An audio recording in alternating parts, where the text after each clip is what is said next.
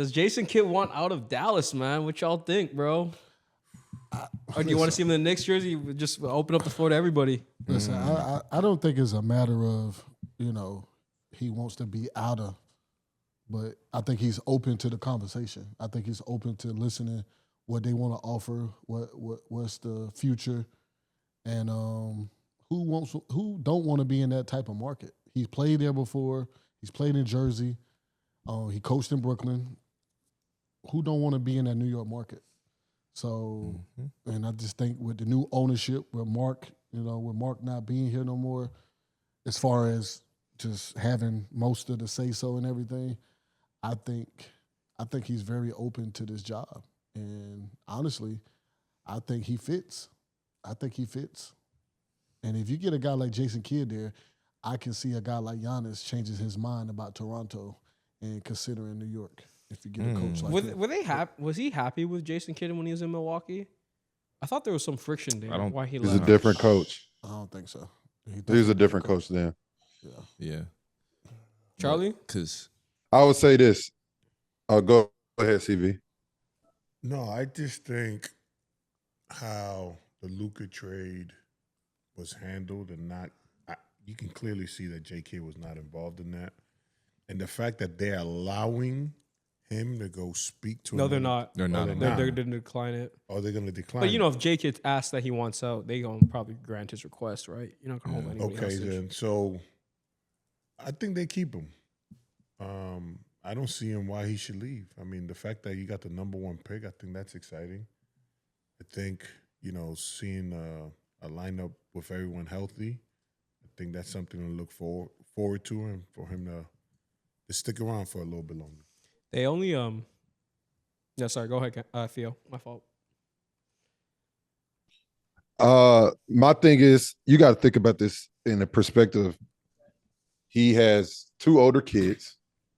They are playing a lot more sports, a lot more activities around in Texas. And to be honest, Dallas is not a bad place to be. Let's go ahead and keep that a buck.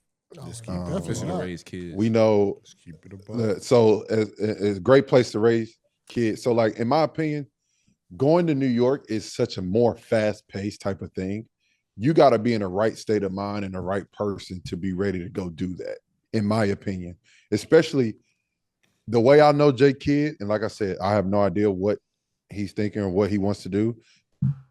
But, like, from my perspective, I just can't see him wanting – he's a very low-maintenance, out the way, do my job. I just want to coach basketball and do my best to try to win a championship type of guy. All the extra shit, it ain't really him. You know what I'm saying? Like, he's way past that. So I just can't see him moving him and his family to New York to coach the Knicks. You know what I'm saying? Like, that's I'm not saying it's a shit show, but it's just a different level of different show. Expectation. It's a show. It really is. It's a show. It's a different movie. Celebrity row every single game in MSG. I'm gonna say this because kids, children go to my alma mater. He might have some gripe with the organization of the Mavericks, but as far as like his family being happy and all that stuff, I don't see him want to move his family to New York from where they at right now. They're comfortable. Do you guys? I mean, y'all. I assume everybody's a fan of Jason Kidd's coaching. I like him. Yeah. Theo, what do you think makes Jason Kidd such a good coach? I think he's a very personable guy, and the way he coaches this is why I think he's one of the best coaches in the NBA, is because as far as like on the fly, as far as NBA coaches, who was as good as Jason Kidd as a guard in the NBA that's a head coach right now? Nobody. I don't know if I can name one. Not like a Hall of Fame. Nobody, right?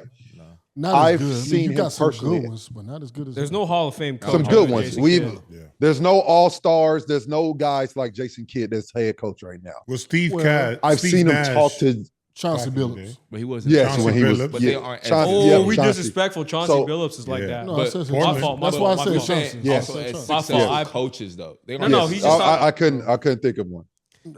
But still, they But not as on the far as level that, him. I would say yes. But what the I'm same the level, why same. I say that is because I've seen him talk to Jalen Brunson, Luka, like could be going down court, and he's like talking to them like, "Hey, run the same thing, but like look for this." Like on the fly, he don't need to call a timeout. He's wired so differently because he's played point guard at the highest level. He's putting himself in their shoes. That's so hard to replace. And that's why people can talk shit about how things went last year or decisions he makes.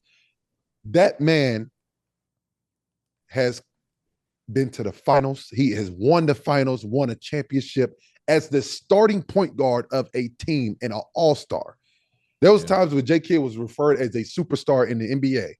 Facts. He's wired like that. You can't Big get facts. that from you can't really get that from many other coaches. And no disrespect to other coaches, that's just a different level of it.